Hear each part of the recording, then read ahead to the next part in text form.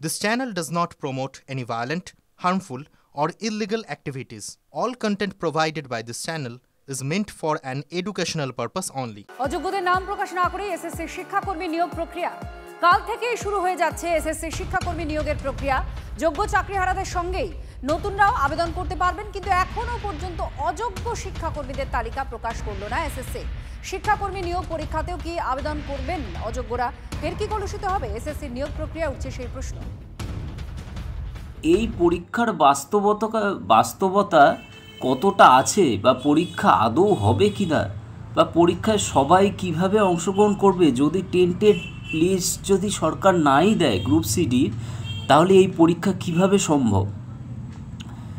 দ্বিতীয় হচ্ছে দীর্ঘ 8 মাসের বঞ্চনা। 8 মাস ধরে কোনো রকম স্যালারি নেই। সরকার একটা রেমুনারেশন আমাদের জন্য ঘোষণা করেছিল, একটা ভাতা, সেখানেও যোগ্য অযোগ্য গুলিয়ে দিয়েছিল। যোগ্য হিসেবে যদি যোগ্যদের সরকারের সদিচ্ছা থাকতো তাহলে আমরা একটা ভাতা নিশ্চয়ই পেতাম। আমাদের এমতো অবস্থায় দাঁড়িয়ে আমাদের সংসার একদম চলছে না। আমরা আশঙ্কা করছি যে এই বিষয়গুলো পরবর্তীকালে আইনি জটিলতার মধ্যে না পড়ে, তাই যাতে এই বিষয়গুলো আইনি জটিলতার মধ্যে না পড়ে এবং আমরা যারা 2016 সালের যোগ্য শিক্ষাকর্মী যারা আছি তাদেরকে অবিলম্বে কিছু সুরাহা দেওয়ার জন্য অবিলম্বে সমস্ত গাইডলাইন মেনে সমস্ত পদ্ধতি শুরু করা হোক।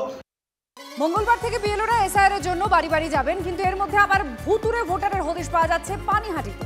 একটা ওয়ার্ড, সেখানে 270টি ভুতুরে ভোটারের হদিশ। পানিহাটির 18 নম্বর ওয়ার্ডের 7টি বুথে ভুয়ো ভোটার 210 আর মৃত ভোটার 60। ভূতেরাই তৃণমূলের প্রাণ ভোমরায় খোঁচা বিজেপি দিচ্ছে।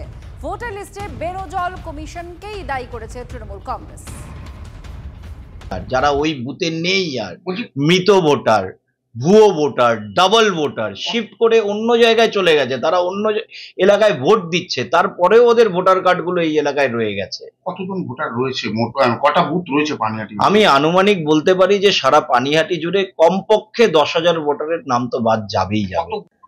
মৃত ভোটার যদি থেকে থাকে তো সেইগুলোর নাম বাদ দেওয়ার কর্তব্য হচ্ছে তার বাড়ির লোক ডেথ সার্টিফিকেট দিয়ে তার নামগুলো ডিলিট করবে।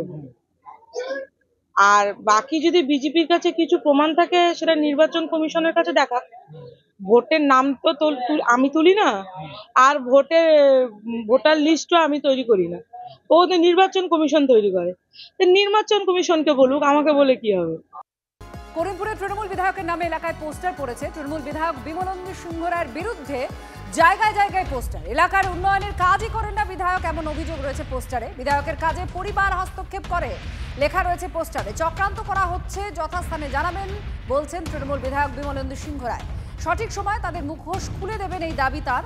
পোস্টারের পেছনে শাসক দলের গোষ্ঠী কোন্দল আছে, আক্রমণ বিজেপির।